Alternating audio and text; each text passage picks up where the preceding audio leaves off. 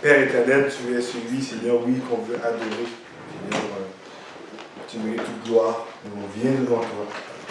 Et nous avons aujourd'hui ce que tu dis, Seigneur, dans ta parole par rapport à notre cœur, à notre colère, Père. Dirige-nous, ouvre nos yeux, Père, et qu'on puisse être attentifs. Parle dans ton Fils Jésus. Amen. Hier, je suis venu hier matin et on a parlé de la colère. Est-ce qu'il y a une bonne, une mauvaise colère? Est-ce qu'on est en colère contre Dieu? Aujourd'hui, ce matin, j'aimerais un peu continuer dans le même thème, mais dans une histoire que j'aime. C'est peut-être la seule histoire du roi Saül qui est positive, dans 1 Samuel 11. Et j'aimerais, quand on va voir ce texte-là, dans Samuel 11, qu'on puisse se poser deux questions. Et j'aimerais vous inviter. Est-ce que vous êtes en colère? Première question. Est-ce que ça vous arrive d'être en colère? Certains répondent positivement. Ok. La deuxième question, c'est est-ce que il est bon d'être en colère? Et j'aimerais vous montrer dans 1 Samuel 11 qu'est-ce que dit la parole de Dieu sur est-ce que c'est bon d'être en colère. Un texte que j'aime bien. Et je vous invite, le texte va être affiché, mais si vous avez votre Bible avec vous, je vous invite à ouvrir dans 1 Samuel 11 et se poser la question. On va lire par section, donc on va lire par étape. Donc si vous avez des notes, des crayons, prenez-les.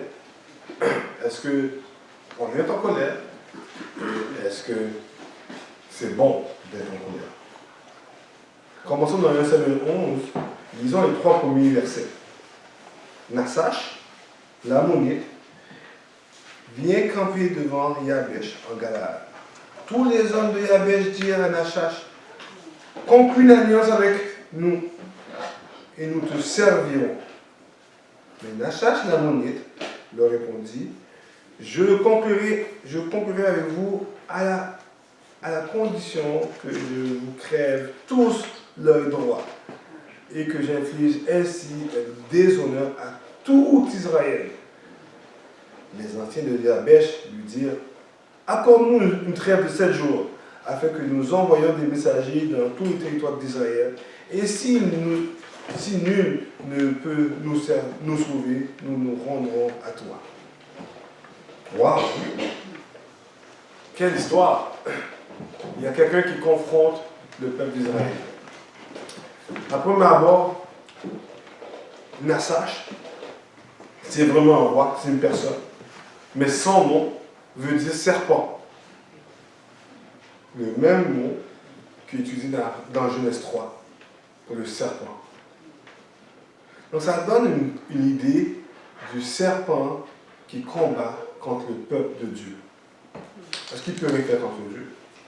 La guerre entre le diable et les enfants de Dieu. Le serpent s'attaque aux personnes vulnérables. Et c'est frappant ça, de voir cela. Donc des fois, des personnages bibliques portent un nom significatif, mais d'appeler son fils serpent, c'est quelque chose. J'appellerais pas mon enfant serpent.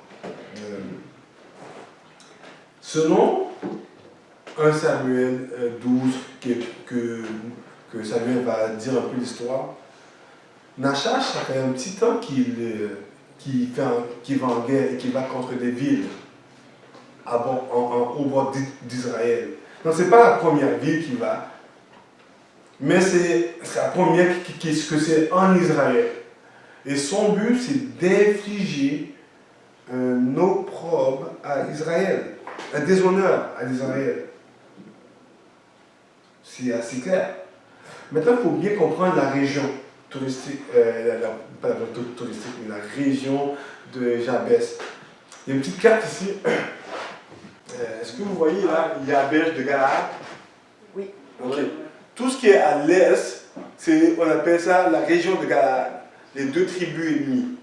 Ce que je veux que vous compreniez, géographiquement, il y avait une frontière entre le reste des deux tribus ennemies qui étaient à l'est et tout le reste d'Israël. Donc, il faut comprendre le récit. Et toutes les autres guerres qui sont passées avant étaient en bas de la région avec les Philistins. Et tout d'un coup, il y a un ennemi qui vient de l'autre côté.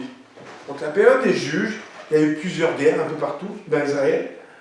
Mais là, maintenant, on est dans le début de Samuel. On est là encore, Samuel, le dernier juge. Et là, il y a une guerre, il y a un affront. Il y a un gars de Amnon. Les Ammonites étaient à côté. Où ce qu'il y a le cercle, ça c'est les Ammonites. La chasse, il vient de là. Et puis, il vient attaquer Yabesh. À la frontière. Par contre, c'est qui Yabesh? La ville de Yabesh, elle est très connue. Je ne sais pas si vous vous rappelez, quand vous avez lu le livre des juges, dans Juge 21, quand il y a eu la grosse bataille interterritoriale contre les Béjamites, mais il y a eu une ville qui n'a pas été à la guerre, qui n'a pas envoyé d'hommes pour combattre. Dans Juge 21, verset 9, plus précisément. Donc Yabesh est une ville de déserteurs. Yabesh est une ville qui, c'est pas nos affaires. Donc ils n'ont pas été à la guerre. Et eux autres, il faut passer le Jourdain. Le Jourdain, c'est comme une grosse rivière en crue qui monte et qui descend. Trop de piliers, ils n'ont pas été.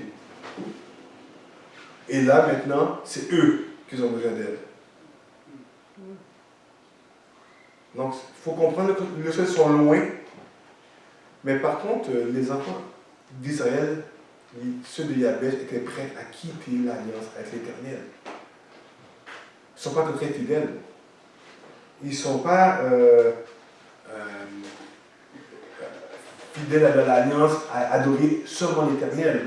Mais non, ils ont continué. Donc Jabès était vraiment de l'autre côté et loin. Et si on va un peu plus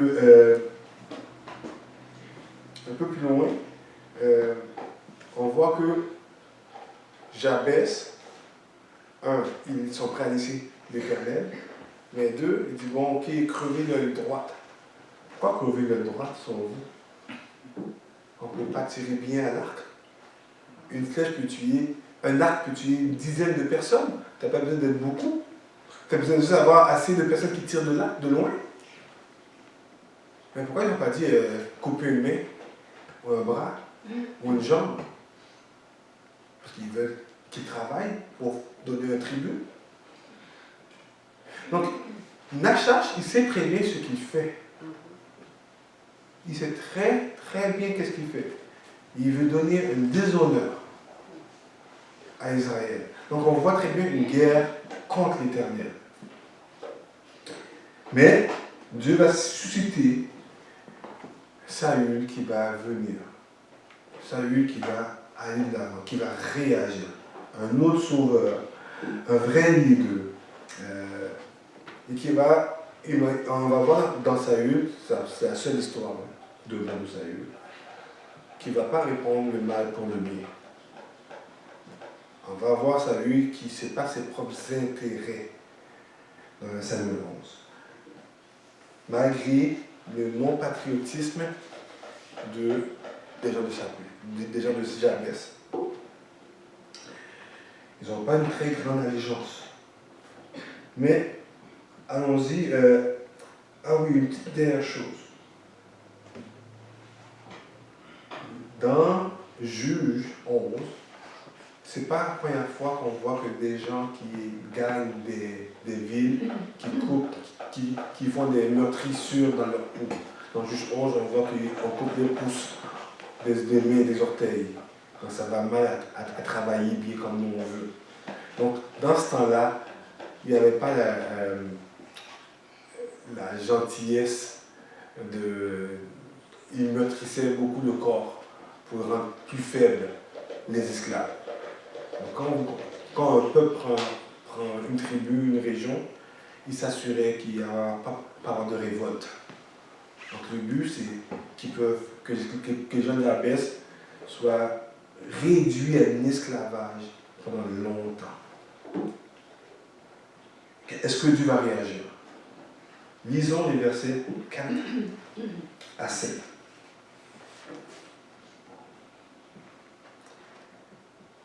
Les messagers arrivèrent à Gibéa de Saul et rapportèrent ces paroles aux oreilles du peuple. Tout le peuple éleva la voix et pleura. Or, voici que Saül arriva des champs, derrière ses bœufs. Il dit, qu'a donc le peuple pour pleurer? On lui rapportèrent les paroles de ceux de Yabesh. Verset 6.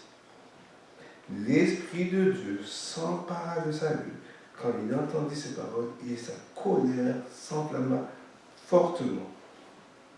Il prit une paire de bœufs et il les coupa en morceaux qu'il envoya par l'intermédiaire des messagers dans tout le territoire d'Israël en disant, quiconque ne marche pas à la suite de Saül et de Samuel aura ses bœufs traités de la même manière. La terreur de l'Éternel s'abattit sur le peuple qui se mit en marche comme un seul homme. Waouh!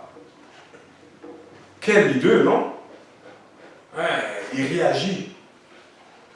Là, ce que je veux porter votre attention, c'est au verset 6. Au verset 6, on voit l'Esprit de l'Éternel. Qu'est-ce que l'Esprit de l'Éternel fait? Réagit. Tout de suite après, on voit qu'il se mit en colère. Donc c'est un peu gênant de dire que la colère de Saül n'était pas bonne, non? Ce serait un peu gênant quand il est animé par l'Esprit de l'Éternel. Donc c'est une bonne, on peut déduire très facilement que c'est une bonne colère et qui agit vers l'avant. Et tout le livre de Samuel est en train de nous montrer qui va régner sur le peuple de l'Éternel. Et là, on voit Saül qui a été déjà couronné roi avant. Et lui, mais ce n'était pas un roi qui avait un trône, c'était un roi de guerre. Donc il revient, il travaille dans les champs, il revient avec ses bœufs, qui est comme un tracteur pour nous aujourd'hui. Et puis, il voit le monde pleurer. Mais dites-moi, quand j'ai une mauvaise nouvelle, ben c'est normal que je pleure. C'est normal que je sois en deuil. Mais quand il y a un affront contre l'Éternel, contre le peuple de l'Éternel, est-ce qu'on fait juste pleurer? On agit, non? Saül, comme réaction, après que l'Esprit de Dieu arrive sur lui, il se met en colère. La première chose qu'il fait, il met son tracteur en pièces. Il prend ses bœufs, coupe ses bœufs, à l'image de Juge 19, pour montrer, hey, si vous ne venez pas derrière moi, vos bœufs vont arriver à la même chose. Ou bien vos tracteurs, pour nous aujourd'hui, pour les fermiers aujourd'hui, vont arriver à la même chose. Et là, ça amène tout le monde à aller. Donc c'est un roi, c'est un leader d'armée. Mais ce n'est pas un roi comme on connaît. C'est un roi comme de guerre. C'est intéressant de voir que Israël avant avait demandé un roi. Israël avait demandé un roi comme Nachash est un roi en Amnon. Donc si on lit bien les histoires, juste avant, on voit que les guerres étaient beaucoup contre les Philistins. Les Philistins n'avaient pas de roi. Les Philistins avaient 5 villes, 5 princes. Et là maintenant, Saül, Israël veulent un roi contre leur ennemi, comme leurs ennemis ont un roi. Ils veulent faire la même chose que leurs ennemis. Donc, on peut se poser, nous, aujourd'hui, la question, quel est le roi que vous avez vu chez vos ennemis? Quel est le roi que vous demandez à Dieu? Est-ce le roi de l'argent? Parce que les autres ont de l'argent. Est-ce le roi du sexe? Parce que les autres ont des relations sexuelles à pu finir. Est-ce le roi de vivre selon nos émotions? Parce que tout le monde dit de vivre selon nos émotions. Est-ce le roi de la famille? Parce que tout le monde dit, ah, c'est bon, la famille c'est important, ça doit être notre priorité, notre Dieu. Est-ce le roi du pouvoir, du plaisir, des possessions? Par qui voulez-vous remplacer le règne de l'Éternel qui a envoyé son Fils à la croix pour payer votre dette et le ressusciter après 3 jours, comme dit les Écritures? Pour remplacer ce roi-là sur votre cœur par un autre roi. Qui va régner sur votre cœur? Le peuple d'Israël avait choisi un homme comme leurs ennemis. Et si on lisait un tout petit peu plus après dans 1 Samuel 12, l'Éternel dit excusez-moi, Samuel dit au peuple, comme une récapitulation, au peuple, il dit non.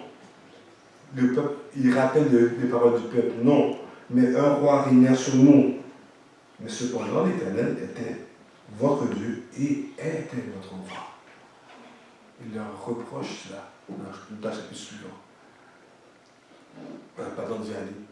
Mais c'est juste pour vous montrer, ils ont rejeté l'Éternel comme leur roi, pour avoir un roi comme les musulmans. Nous, est-ce qu'on fait la même chose ou non?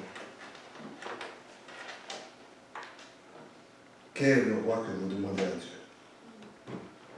La réponse aura un impact sur vos réactions, aura un impact sur le type de colère que vous allez avoir. Et c'est ce qu'on va voir aujourd'hui.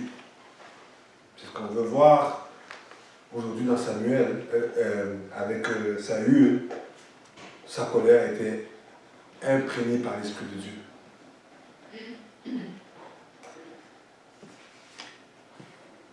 Est-ce que toute colère est mauvaise? Paul nous dit dans Éphésiens 4, 26, si vous mettez en colère, ne péchez point, que le soleil ne se couche pas sur votre colère. Ici, ça ne dit pas oh oui, qu'on peut pécher à tout coup. Non, ça veut juste dire, attention. Attention à la colère. C'est pas nécessairement un péché. Et ça ressemble beaucoup au psaume 4, 5.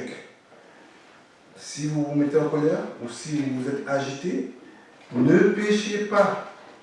Parlez dans votre cœur, sur votre lit, et faites silence. Donc, on sait que là, la colère n'est pas automatiquement un péché. Mais j'aime l'exemple de Jésus. Jésus, il s'est hérité, indigné. Et selon la version que vous avez dans Marc 3, 5, quand il était dans une synagogue, il dit « Alors, prenant ses regards sur eux avec colère ou indignation, ça dépend de la version, et en même temps navré de l'endurcissement de leur cœur, il dit à l'homme, étends ta main. Il étendit sa main, et sa main devenait saine. » Ma colère n'est pas nécessairement mauvaise. Mais, comme j'ai dit hier, en parlant de moi, elle est souvent mauvaise. Ça dépend de qui que je décide, qui règne sur moi. Revenons au texte avec Saül. Les Israélites, ils entendent la nouvelle et ils pleurent, pas vrai? Ils pleurent. Mais Saül, il réagit. Il réagit fortement pour agir. À ce point, il faut se poser des questions. J'aimerais vous poser 3 questions pour savoir si votre colère est bonne. C'est comme Saül, dans Samuel 11. Qu'est-ce que votre colère? Et là, je ne parle pas de la réaction de la colère. Je ne parle pas comment on va la décrire. Comme une pneumonie. Une pneumonie, on peut la décrire par la toux, par la fièvre, par le problème de respiration. Donc ça, c'est une description. Maintenant, c'est quoi c'est ça, autre chose. Donc c'est quoi la définition de la colère? Une perception d'une injustice à tort ou à raison. Il y a une injustice. Ça, c'est la définition. Maintenant, comment qu'elle va se décrire? De différentes manières. Donc, comment... Donc, ça, c'est une. C'est quoi votre colère? Quelle est l'injustice?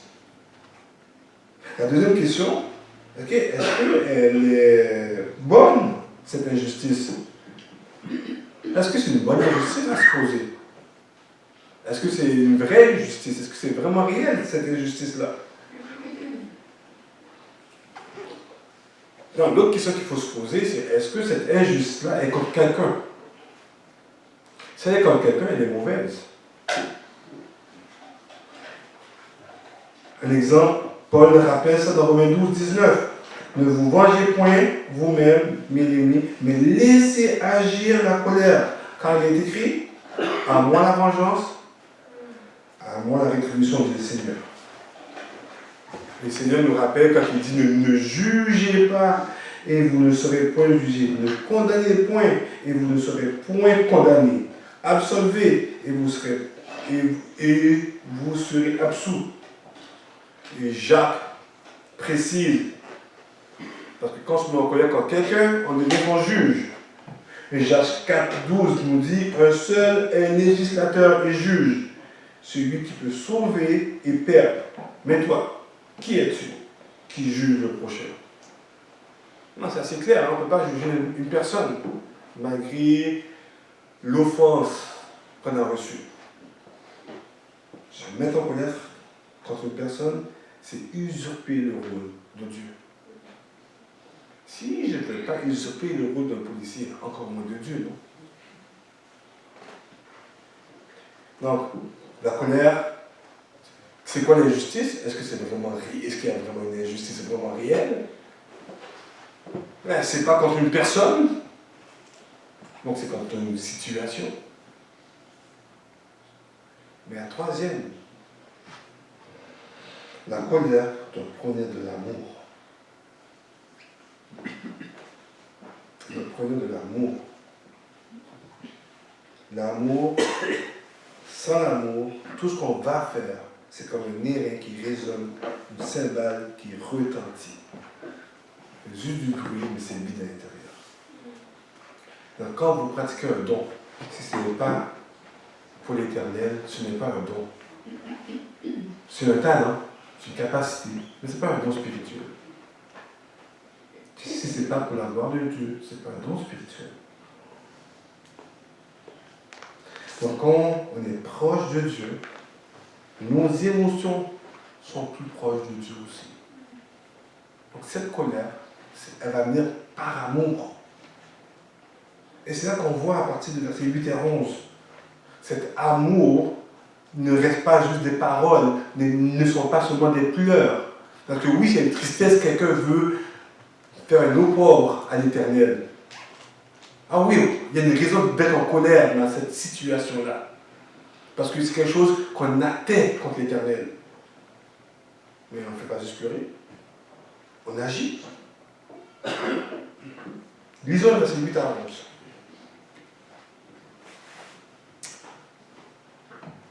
Saul les dénombrera à Bézek. Les Israélites étaient 300 000 et les hommes de Juda 30 000.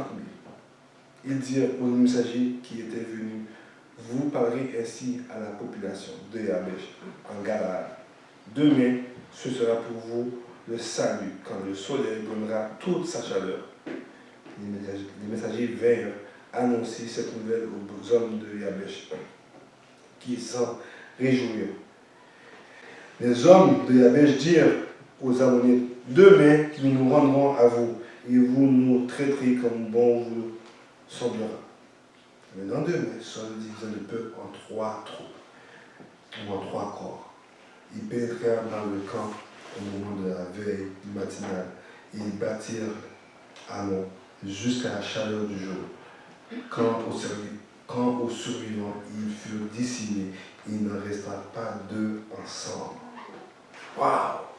Victoire, grande victoire. Et il n'y avait aucun bénéfice de sauver une ville de déserteurs. C'était pour l'Éternel. Ils ont agi. Ils ont été. Et j'aime, qu'est-ce que...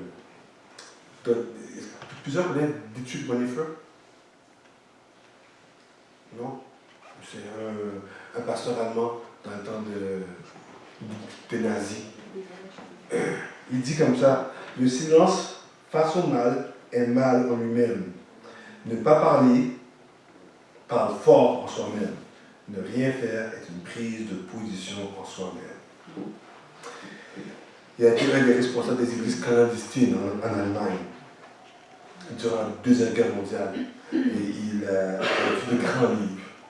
Et il a été arrêté et assassiné par un groupe militaire de Hitler juste un peu avant la fin de la guerre. Parce qu'il cachait les Juifs. Et il prêchait la parole. Et il ne adorait pas Hitler. Il y avait 3 raisons. Mais c'est une belle victoire. Hein? Donc, rien faire serait coupable. Mais Saül a agi. Saül, on n'a pas à 4, mais Saül est en Benjamin. Galahad, c'est 8 au sud, Galahad est à l'est. C'est le contraire, excusez-moi. C'est un long chemin, là. Il n'y avait rien à perdre, c'est le bord du Jourdain. Il faut traverser une rivière avec le haut et le creux. Il a agi par amour. Il a agi dans son rôle devant l'Éternel. Par colère, par une bonne colère. Moïse avait dit que les Israélites seraient impuissants devant leurs ennemis s'ils ne suivaient pas l'Éternel. Lui a agi pour l'Éternel. Il y a une grande victoire. Maintenant, il y a un verset qui décrit la victoire. Qu'est-ce que ça nous dit? C'était pas ça le point principal de l'auteur. Ah, il veut qu'on sache. Grande victoire. Mais il n'y a pas de détail de la bataille. C'est pas ça le point de l'histoire. C'est le contexte avant et le contexte après qui est important. Lisons vraiment qu'est-ce qui arrive quand on a une bonne colère. Est-ce qu'une bonne colère peut se maîtriser? Quels sont les fruits de cette bonne colère? Donc l'amour, il a agi, et après,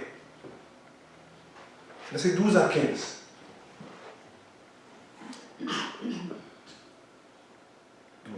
Le peuple dit à Samuel, qui est-ce qui disait, Samuel régnera-t-il sur nous? Livrez ces gens et nous les ferons mourir. En passant, juste pour vous dire, c'était très commun dans le temps, et même un peu, et même encore aujourd'hui. Tu étais contre moi? Quand il y avait la royauté, toi, tu es dehors. C'est la même chose. Dans le temps, c'est juste que c'est dehors, ta vie est dehors. On va chercher à te tuer parce que tu es contre moi. C'est ce qui arrive dans plusieurs dictateurs, dans plusieurs pays. Donc, il n'y a rien de nouveau ici, sous le soleil. On le fait encore. Voici la réaction de Saül. Verset 13. Mais Saül dit, personne ne sera mis à mort en ce jour. Ok, le leader qui l'a délivré, par qui a délivré, qui a fait bouger toutes les troupes. Il dit, oh, ceux qui ne voulaient pas, non, vous n'allez pas les tuer. Personne ne sera mis à mort ce jour, car aujourd'hui, l'Éternel a fait œuvre de salut en Israël. Il n'est même pas enclin à la vengeance. Ce n'est pas par rapport à lui. C'est par rapport à ce que Dieu a fait. C'est par rapport à ce que l'Éternel a accompli. Ses yeux sont à la bonne place. Ses yeux ne sont pas sur lui. Ses yeux ne sont pas son avantage. ou à sa sécurité, ou à sa prospérité, ou même à qui il est, à son identité devant les autres. Il faut juste me comprendre. Il dit non à ses supporters qui veulent éliminer ceux qui étaient contre lui. C'est bon, une stratégie politique, c'est la meilleure chose. Moins de problèmes, moins de dissensions. Il dit non. Il protège ceux qui étaient contre lui. Tout le monde saisit? C'est ce qui se fait devant une colère. Ce n'est pas par rapport à soi, c'est par rapport à l'Éternel. Ça veut dire au peuple, venez, rendons-nous à Gilgal pour y confirmer la royauté. Ville qui sont arrivées après Canaan, Josué, villes qui sont rétablies l'alliance avec l'Éternel. C'est une ville importante pour tout ce qui était les grands changements chez Israël. Tout le peuple se rendit à Gilgal et établirent Saul pour roi devant l'Éternel à Gilgal. Là, ils offrirent des sacrifices de communion devant l'Éternel. Et là, Saul et tous les hommes d'Israël se livrèrent à de grandes réjouissances. Waouh! Quelle action, quel comportement, quel cœur qu'une bonne colère peut nous être animée. Abraham Lincoln dit comme ça, vous reconnaîtrez la grandeur d'un homme par ce qu'il le rend en colère. Je ne sais pas avec lui.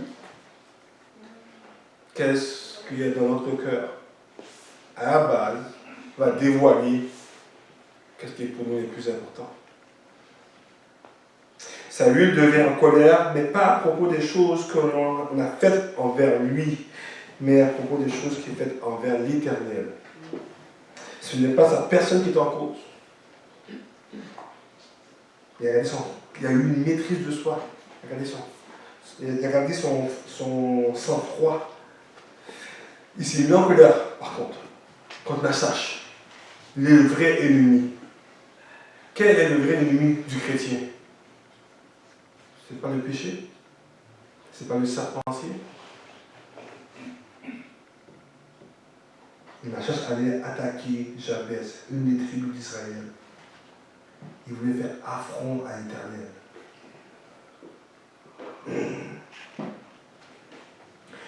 Nachash est juste un outil.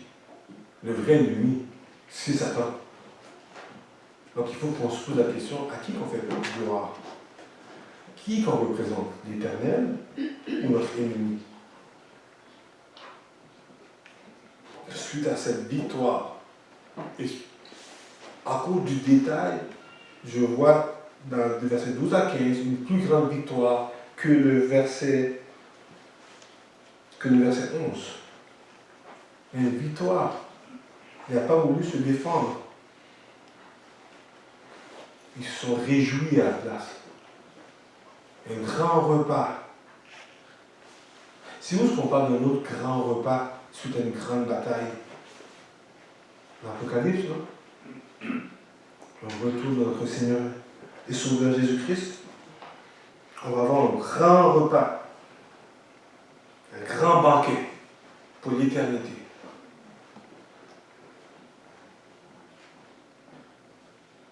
Nous qui sommes les premiers ennemis de Christ, il nous a sauvés par pure grâce.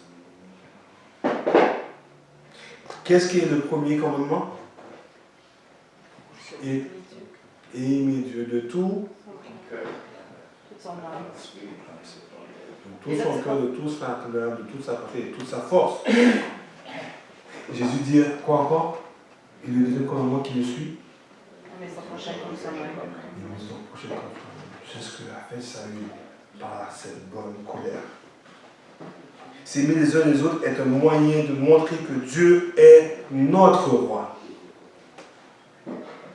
Aimer ceux qui ne méritent pas d'être aimés. Aimer ceux qui sont des déserteurs. Aller au secours de ceux qui désertent. qui étaient prêtes à changer d'alliance, à servir un autre roi, à les aimer pour qu'ils puissent rester dans cette alliance-là. Ah, parfois ça comprend la discipline. Allez les aimer en action. C'est ce que Saül a fait dans cette bonne colère. Et c'est digne d'une cérémonie de renouvellement d'alliance. J'aimerais vous encourager à cela. Et pour ça, j'aimerais vous donner cinq choses comment appliquer ce texte à votre vie. 5 choses que j'aimerais. Le vrai amour, c'est de courir des risques et payer le prix pour nos frères et sœurs qui sont les plus vulnérables, qui sont dans la détresse, qui sont même parfois des déserteurs. L'inaction, même si elle est remplie de bonnes intentions, n'est pas de l'amour. L'inaction n'est pas de l'amour. Ou bien, si vous préférez, l'omission n'est pas de l'amour. Notre colère, selon Dieu, la bonne colère, peut nous pousser à faire le bien et nous donner du courage. Mais ce n'est pas par rapport à nous, c'est par rapport à l'Éternel. Première. Numéro 2. La colère est une colère contre une situation injuste, mais pas contre une personne. C'est subtil ici. Et souvent on mélange les deux ensemble. Le monde le mélange et puis c'est un peu difficile. C'est important de toujours questionner nos colères. Qu'est-ce que notre injustice? Est-ce qu'elle est vraiment réelle? Est-ce qu'elle est contre une situation? Est-ce qu'elle est remplie d'amour pour l'Éternel? Alors il faut faire pour toutes les émotions. Dans ce cas-ci, est-ce que notre colère est à tort ou à raison? Est-ce qu'elle nous pousse à nous repentir de notre mauvaise colère? Le but n'est pas d'être stoïque ici, de ne pas penser que je ne vis rien. Non, pas du tout. Mais ce n'est pas de laisser notre ressenti nous diriger, mais de laisser l'Esprit de Dieu nous diriger. Le Saint-Esprit qui a fait habiter à tous ceux qui ont donné leur vie, qu'ils ont décidé, non, Jésus est mon Seigneur. Vous savez pourquoi on ne dit pas juste sauveur? Vous savez pourquoi l'Écriture ne dit pas seulement sauveur? Sauveur de nos péchés et Seigneur de notre vie. Le roi.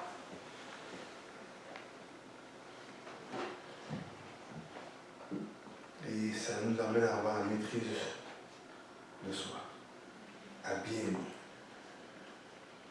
Donc, le vrai amour. Courir des risques. À Saül, ça a coûté une paire de bœufs. Et croyez-moi, une paire de bœufs, c'est pas comme ici aujourd'hui. Là. C'est comme un méchant gros tracteur. Je ne suis pas fermier, mais j'ai vu des fermiers. Tu sais, il y a des gros tracteurs qui prennent la moitié de la salle d'ici, là, et qui. C'est au-dessus de 100 000 $ un tracteur, mais c'était l'équivalent. Il a pris un risque pour un autre qui n'en voulait pas la peine. Un autre qui était déserteur. Ça, c'est l'amour.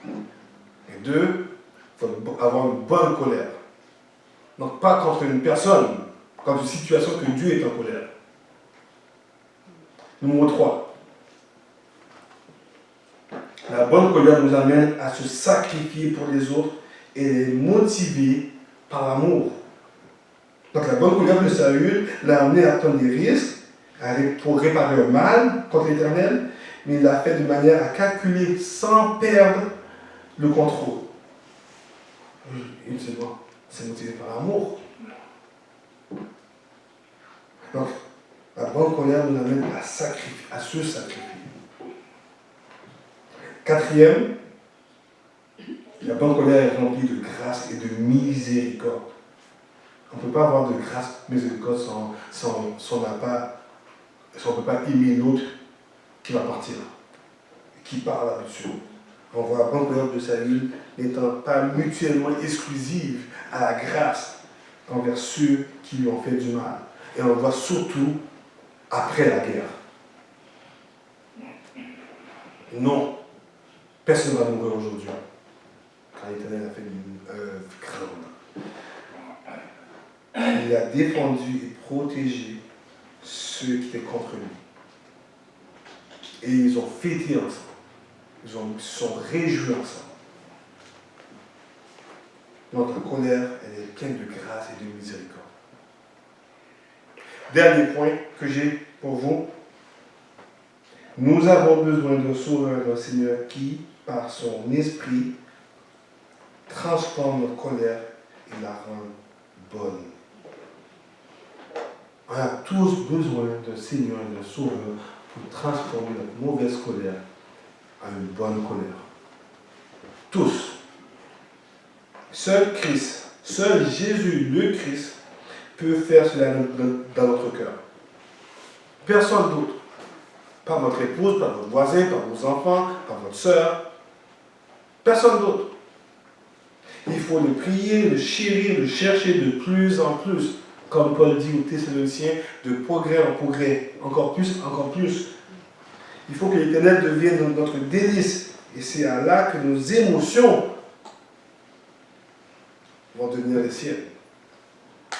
Plus que je prends du temps avec mon Dieu dans sa parole, plus que je vais le croire, sa parole, et plus que je vais être transformé jour après jour pour le servir avec une bonne colère. Et j'aimerais vous inciter à cela. Comme Saül, juste là, dans 1 Samuel 11, d'avoir cette bonne colère, d'avoir les yeux à la bonne place. Que Dieu puisse vous encourager avec cela. Et de voir la bonne colère peut arriver. On peut avoir cette bonne colère. Pour tous ceux qui ont l'esprit de Dieu en eux, tous ceux qui appartiennent, qui ont fait de Jésus son roi. Amen.